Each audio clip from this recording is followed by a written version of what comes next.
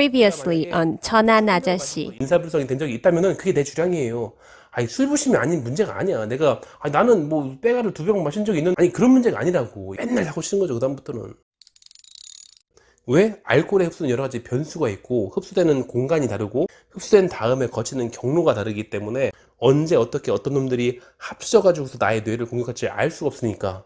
물론 이게 머리로 안 나고 해가지고서 해결되는 문제는 아니긴 해요. 이게 술을 그렇게 재미없게 마시고 싶어 하진 않잖아요.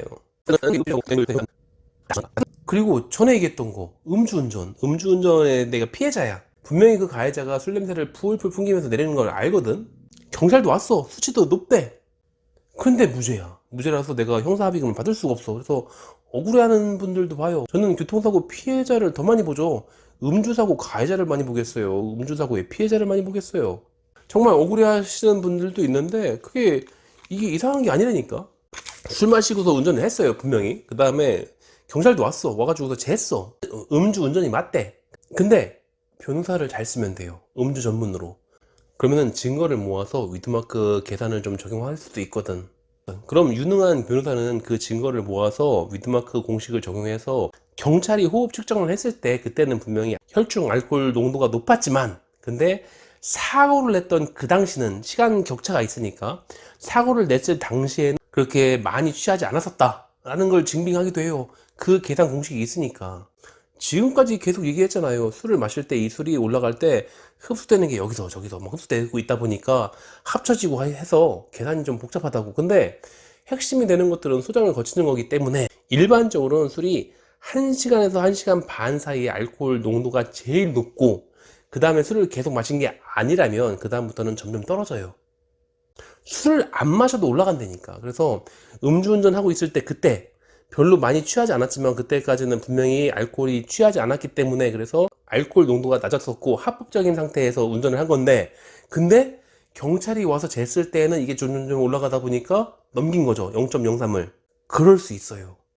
그러니까 예를 들어서 음주운전을 했어. 음주운전을 했는데 운전을 할 때는 분명히 0.02 그랬는데 근데 경찰을 기다리는 도중에 이게 슬슬 올라가서 소장에서 아까 먹은 거 그거 이제 흡수되고 있을 거 아니야. 그러니까 점점점 올라가 가지고서 0.06이 될 수도 있어요.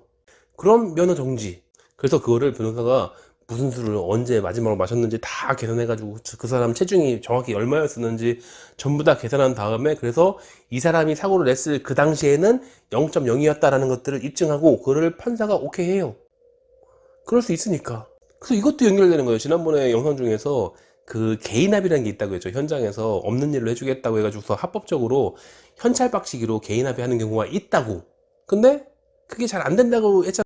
그 잘 안 되는 이유 중에 한 가지가 분명히 그 가해자가 처음에는 술 냄새 풀풀 풍기고 해가지고서 그랬지만 그렇게 많이 취한 건 아니었을 것 같은데 그래서 현장 합의를 하자고 제안을 했는데 근데 그 협상을 하는 도중에 이 사람이 점점 술이 올라가는 거죠. 분명히 사고 낸 직후에는 잘 걸어 나왔었고 말도 잘하는 것 같아가지고서 이 사람 뭐 그렇게 콩밥 먹일 것 같진 아닌 것 같다 싶어가지고서 현장 합의하자고 제안을 한 건데 그렇게 대화를 좀 흥정을 하다 보니까 그 사이에 이 사람이 많이 취했어. 그래서 아까까지는 잘 얘기하고 뭐 그 급신거리고 하던 사람이 갑자기 쌍욕을 하지도 않나 자기가 경찰서에 전화를 하지도 않나 이런단 말이죠. 이런 기행을 벌이는 이유가 이 사람이 지금 취한 거는 지금 술 마시고 있어서가 아니잖아요. 아까 마셨던 술이 소장에서 이래저래 해가지고서 이제서 올라오고 있는 거니까. 그래서 그런 것들 때문에 개인 합의가 중간에 빠그라지는 경우도 있다고 한 거예요. 많이 안 취했었는데 하다 보니까 취해. 그럼 뭐 대충 오늘 얘기들이 다 이해되죠. 어째서 음주운전 가해자가 무죄가 된 건지 어째서 술을 계속 마시고 있을 때보다 파하고 집에 가가지고서 샤워하는 도중에 필름이 끊기는지. 그러니까 반성문 쓰시는 분들 위해서 영상을 좀 만든다고 했잖아요. 이런 거 쓰시라고요. 그러니까 내가 잘 몰랐다. 이런 것들을 몰랐으니까. 물론 이제 저는 이제 임상한의사가 이제 실험실에 있는 사람이 아니기 때문에 수치까지 정확하진 않아요.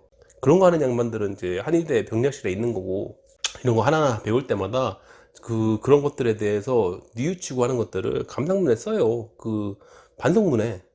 그거 돈 주고서 반성문 대필 좀 시키지 말고 그걸 검사가 모를 하다못해 네이버에다가 광고하는 데다가 거기다가 반성문 대필 시키면 어떡해. 그걸 검사가 모를까. 카카오톡 오픈 채팅 이런 거 뭐 조금 폐쇄적인 걸 만들어 가지고 한다고 해도 다 알아요. 그 옛날부터 늘 하던 사람들이 계속 하는 거거든. 그러니까 다 알지. 다 똑같은 글을 계속 쓰고 있는 건데 그러니까 잘못을 했다면은 열심히 배우시고 뭐 여러 가지 루트를 통해서 배울 것들이 많을 거예요. 그러니까 열심히 배우시고 진심으로 뉘우치고 진지하게 반성하고 그리고 성실하게 반성문 직접 쓰세요. 물론 이상한 내용을 쓸 수도 있거든. 그러니까 그런 것들은 그 변호사님한테 검수를 좀 받아야지. 그 선임한 변호사님이 계시다면은 변호사님한테 그 반성문을 좀 보여줘요. 어차피 모아가지고 같이 내실 거 아니야. 거기다 이상한 말 써놓으면 안 되니까. 아까도 얘기하다 만 거 제일 많이 쓰는 이상한 말이 나는 술 취해서 필름이 끊어졌기 때문에 그 당시에 내가 한 것도 기억도 안 나고 좀 다소 좀 억울하다. 이건 아니라고 했죠. 그런 거 하지 마요. 자, 이제 반성문 쓰러 가세요.